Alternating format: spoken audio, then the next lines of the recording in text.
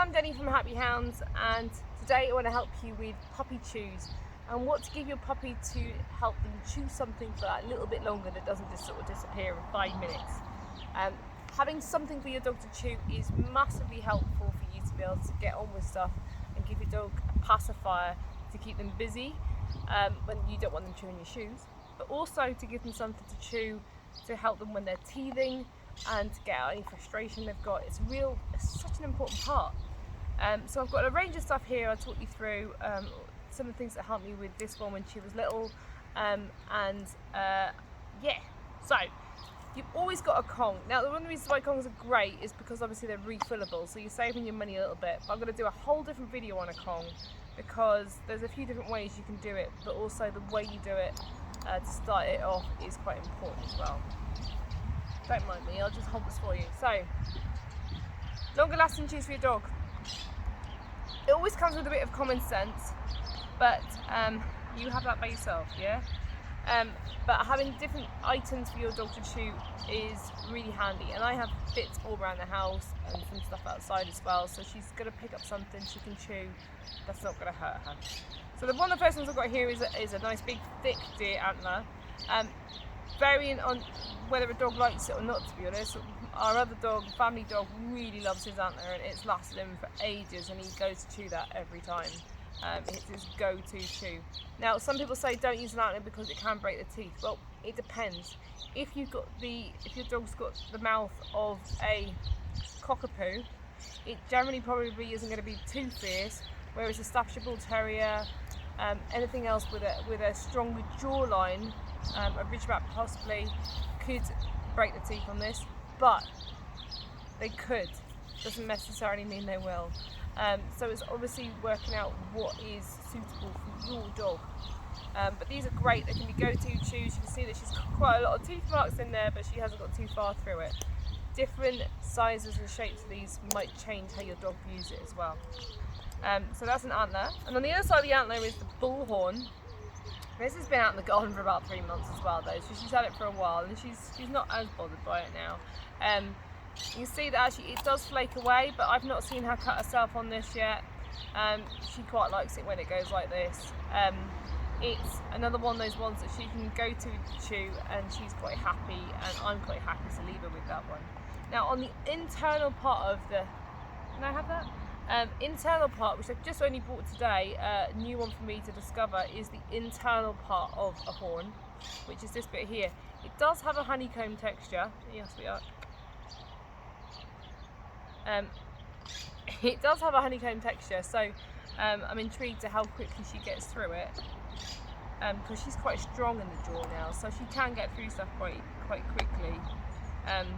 But these are kind of ones that I don't mind leaving my dog with.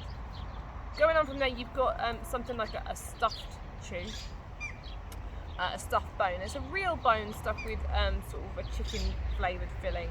I can't say the filling's going to be most amazing stuff. This is a Pets at Home special. It's all in what your dog is used to, how much different stuff your dog's stomach is used to, but this is quite a regular one that I can buy. I can actually get this in most shops as well, so if I'm travelling I can buy her one of these if I think that she needs to settle in a new campsite, for example. I've done a bit of a failure on this one because you can see that the bone in itself is quite narrow at this point. She could get through that now. As a puppy, probably not. Obviously, this is the dry, pre-bought, pre-filled version, but you can always go to the butcher and ask for a marrow bone, and then it's actually filled with marrow, which the dogs will absolutely love. Obviously, fresh bones, you just be careful that if it's left out in the garden for 3 days, you don't continue to have it. But in the sun, because obviously you can have fly eggs and all sorts of stuff, horrible stuff on it. So just being cautious of what you give your dog. The other thing is about if they clear this as well, you can actually refill it with peanut butter or something nice and tasty. You like that, don't you? Something nice and tasty so that they can have that filled and be okay again to go with it. Like I said, I wouldn't want to leave her with this one because the chances are she could break it. And most likely will be in sight when I give her that.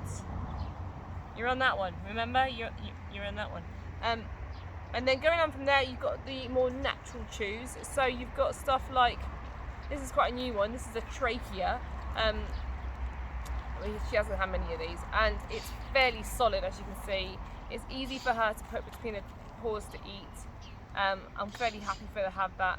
Obviously, like most things, depending on how she chews it for the first one, I keep an eye on it and see if she turns it into a mushy mess. We always used to use high chew bones when I was a kid, but what you can do is you can end up with a sticky mess that can get stuck in the dog's throat, and before you know it, you've got your hand on your throat and pulling out something they thought they could swallow in the hole, and they can't. So as a trachea version, the other version of that kind of stuff is a pig's ear. So pig's ears are super tasty for them. Something that will fully go in, probably won't last as long as something like this, but might have had better desire quality about it. And going on from there, we've got rice bone, which is a Pets at Home special. She had quite a few of these when she was little. It would take her nearly half an hour to get through half of one, which is fantastic. There wasn't that much food going in her either, so she would have that, and at one of the times to help her settle down. Now she'll inhale this in about 10 minutes, and this is a small one. You can get bigger ones, so it's definitely been a go-to. As I've been filming, this is the one that she picked up actually. Already there's a fly in there. Okay, so then we've got this kind of new version. It is brand new to me. This is, as we were talking about rawhide, it actually says on the packet rawhide free. This is Pets at Home version. Pets at Home version of rawhide. They've made a fake version to make it safer for the dog that's not going to get stuck in the throat, as people are sort of veering away from rawhide. You can still get them, easily still get them. If you're watching your dog, I don't think there's much problem. It depends on your dog. I do steer away from them now, just because she's such a ganic. She probably will chomp it until it gets stuck in her throat. And the other thing for me is, obviously, I can take anything off her very easily. If you've got a dog that it can get into that situation, but it can get into that situation, but you wouldn't want to go in there, then that's not ideal. So you want something that they're going to be safe with. So this is the made-up version. It's interesting. Sweet potato and carrot, apparently, with chicken. You already had two things. So yeah, that's another one you can go to. It's not pure. It's not pure, as in it is made up a little bit. So just watch again, as always. Watch how your dog's stomach's going on. If your puppy's brand new, they haven't been exposed to much. So just be careful what their stomach thinks of all these new things. But that's another one to keep them busy. But I would think that would probably last for her now. That would probably last about 10-15 minutes, if that. So we've got all these different versions of things that dogs can chew, and it's so important that we can have different stuff for them to chew, because they're less likely to chew something they're not allowed. And also, if you think about when they're chewing, so we use the phrase play, train, chew, sleep. The fly's getting you. Play, train, chew, sleep. Take your dog out to play. Do some training while they're taking some of the edge of the energy off. Giving them something to lie down and chew. If they're lying down, they're more likely to settle themselves in that position so they can go to sleep, and then hopefully you can get some sleep. And if you've got a young pup under sort of 5 months, then you'll be going through that pattern a couple of times a day, hopefully 3 times a day, so that you can have so you can get on with your life. And you're not watching the puppy and following them everywhere. So there's some examples of how to keep your dog quiet and give them more settled time rather than being hyper all the time, and life for you will be a bit easier. Kong video coming soon.